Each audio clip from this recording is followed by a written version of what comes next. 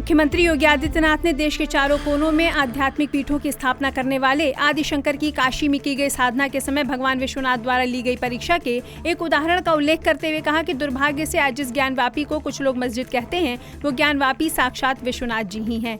CM योगी शनिवार को दीनदयाल उपाध्याय गोरखपुर विश्वविद्यालय में समरस समाज के निर्माण में नागपंथ का अवदान विषयक अंतर्राष्ट्रीय संगोष्ठी के उद्घाटन सत्र को संबोधित कर रहे थे। ये 2 दिवसीय संगोष्ठी गोरखपुर विश्वविद्यालय और हिंदुस्तानी अकेडमी प्रयागराज के संयुक्त तत्वावधान में आयोजित की जा रही है। दीक्षा भवन में आयोजित कार्यक्रम में मुख्यमंत्री एवं नागपंथ की अध्यक्षीय पीठ गोरक्षपीठ के पीठाधीश्वर योगी आदित्यनाथ ने संतों और ऋषियों की परंपरा को समाज और देश को जोड़ने वाली परंपरा बताते हुए आदि शंकर का विस्तार से उल्लेख किया।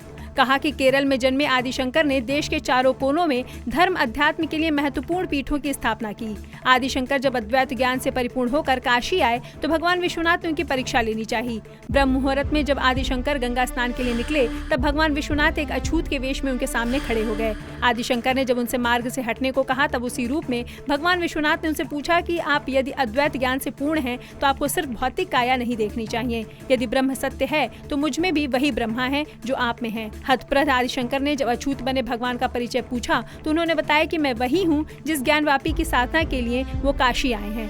मुख्यमंत्री ने कहा कि ज्ञानवापी साक्षात विश्वनाथ स्वरूप ही हैं। सीएम योगी ने कहा कि भारतीय ऋषियों संतों की परंपरा सदैव जोड़ने वाली रही है। इस संत ऋषि परंपरा ने प्राचीन काल से ही समता मूलक और समरस समाज को महत्व दिया है। हमारे संत ऋषि इस बात को जोर देते हैं भौतिक अस्पृश्यता साधना के साथ राष्ट्रीय एकता और अखंडता के लिए बाधक है।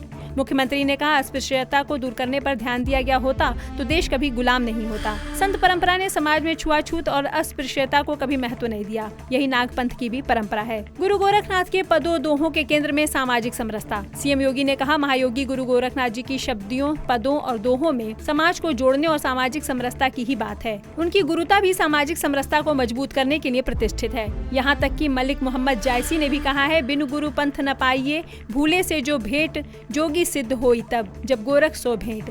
संत कबीरदास जी भी उनकी महिमा का बखान करते हैं तो गोस्वामी तुलसीदास जी कहते हैं गोरख जगायो जोग, भगत भगायो लोग, निगम नियोग सो। मुख्यमंत्री योगी आदित्यनाथ ने कहा कि नागपंथ की परंपरा के अमिट चिन्ह सिर्फ देश के हर कोने में ही नहीं बल्कि विदेशों में भी हैं। देश को जोड़ने की व्यवहारिक भाषा है हिंदी। मुख्यमंत्री योगी आदित्यनाथ ने सभी लोगों को राजभाषा हिंदी दिवस की बधाई देते हुए कहा कि हिंदी देश को जोड़ने की एक व्यवहारिक भाषा है। इसका मूल देववाणी संस्कृत है। मुख्यमंत्री ने भारतेंदु हरिश्चंद्र के निज भाषा उन्नति वाले उद्धरण का उल्लेख करते हुए कहा भारतेंदु हरिश्चंद्र की भाषा के प्रति ये भाव आज भी आकर्षित करता है। संगोष्ठी के उद्घाटन सत्र के विशिष्ट अतिथि के रूप में इंदिरा गांधी राष्ट्रीय जनजातीय विश्वविद्यालय अमरकंटक के कुलपति प्रोफेसर श्री प्रकाश मणि त्रिपाठी ने भी संबोधित किया। संगोष्ठी की अध्यक्षता करते हुए दीनदयाल उपाध्याय गोरखपुर की कुलपति प्रोफेसर पूनम टंडन ने कहा कि नागपंथ के मूल में ही सामाजिक समरसता अनुप्राणित है। नागपंथ के अभिभावक महायोगी गोरखनाथ जी ने जिस चिंतन पर बल दिया है वो सामाजिक समरसता, सामाजिक एकता और राष्ट्रीय अखंडता का है। इस अवसर पर मुख्यमंत्री डॉक्टर पद्मजा सिंह द्वारा रचित पुस्तक नागपंथ का इतिहास, अरुण कुमार त्रिपाठी की पुस्तक नागपंथ की प्रवेशिका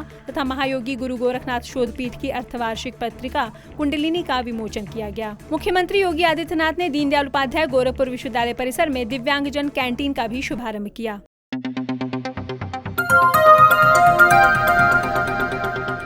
बजाओ जरा झूम के बजाओ, बजाओ बजाओ जरा झूम के बजाओ।